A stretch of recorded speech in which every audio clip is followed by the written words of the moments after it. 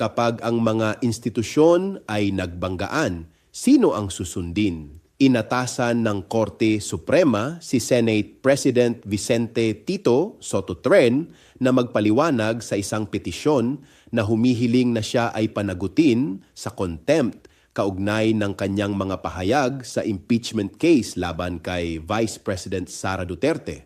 Kapag nagkakaroon ng tensyon ang hudikatura at lehislatura, ano ang ibig sabihin nito para sa ating sistema?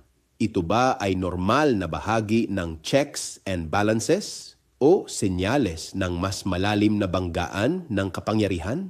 Kung ang mga pinuno ng mga institusyon ay nagkakaiba ng tindig, paano matitiyak ng taumbayan na mananaig ang batas?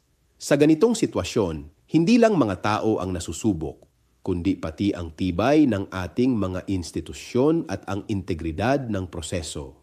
Ako si Bishop Tonyo, obispong migrante sa Europa, at ito ang Damdaming Makabayan, tinig mula sa laylayan. Hanggang sa muli.